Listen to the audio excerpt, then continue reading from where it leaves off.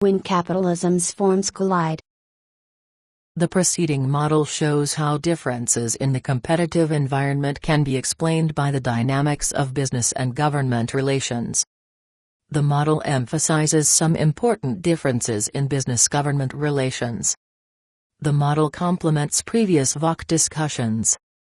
Hall and Soskice classify capitalism as a dichotomy between two modes of organization: liberal market economies, LME, or coordinated market economies, CME. 82 They argue that institutional complementarities cluster countries into identifiable groups based on either market or strategic coordination modes of governance.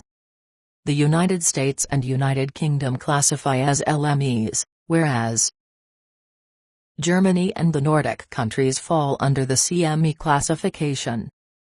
The current model extends Hall and Soskice's model by considering LMEs to contain both proprietary and managerial forms of capitalism and CMEs to contain both authoritarian and cooperative capitalism forms. 83 Managers with an eye on overseas markets face problems from their marketing mix, and economic, political, and socio-cultural conditions in the foreign markets.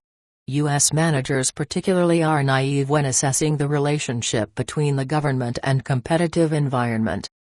In the United States, business and government seem to be obsessed with the notion that free and unfettered markets exist and that the government should have a minimalist role in the economy. As a result, these assumptions may be relied upon when assessing the overseas competitive environment. While collecting information about foreign countries, marketing managers need to take care not to use a neoclassical economic assumption in their analyses. Reliance on neoclassical market assumptions may result in incorrect conclusions about opportunities and threats in the external environment. Business opportunities to enter foreign markets depend upon the interaction between internal and external environmental factors. 84 In the United States, the managerial variant has been the dominant form of capitalism for the last 100 years. As markets have become more global, the United States seems to respond slowly to different forms of capitalism. Evidence of serious trouble began surfacing between the years 1997 and 2000 when trade imbalance more than doubled from $215 billion, 1997, to $482 billion, 2000, and imports increased to over $1.10 trillion. 85 The trade imbalance's effect has been increasing difficulties for U.S. businesses to compete domestically as well as internationally. To decrease costs, U.S. businesses outsource production. While this model lowers costs, domestic unemployment has soared to over 9%. 86 Consumers fearful of losing their jobs have cut back on spending. Declining sales force retailers to downsize further. Arguably, the U.S. strategy has backfired. Meanwhile, state-assisted businesses from other nations seem to be successful when trying to sell goods and services in the United States.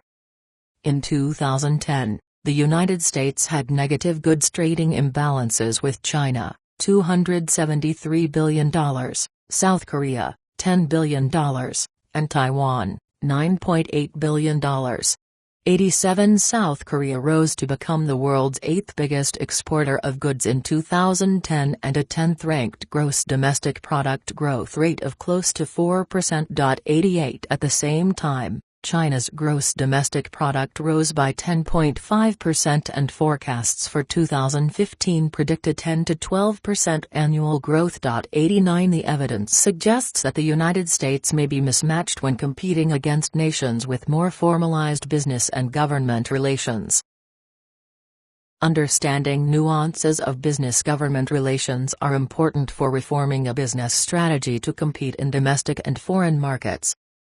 The next challenge for U.S. businesses and government is to find the right balance between assisting and interfering with commerce. Finding this balance is problematic because neoclassical economic thought influences state policies. Global markets dictate that something needs to be done to improve the effectiveness of U.S. businesses to enter foreign markets. Proprietary capitalism's influence makes this proposition more challenging. Each foreign market also offers a different competitive dynamic.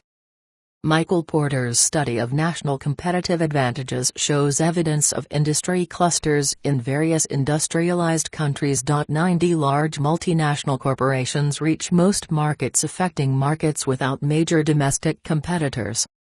For example, even though New Zealand's business base does not include any companies in the top global 500 firms, a number of these top foreign firms have a market presence. New Zealand's economy is considered to be one of the least corrupt and transparent, thereby creating an environment where foreign businesses can easily enter and compete with smaller, local firms. 91 Foreign and domestic firms lobby New Zealand's government, suggesting managerial capitalism is not contained by national borders.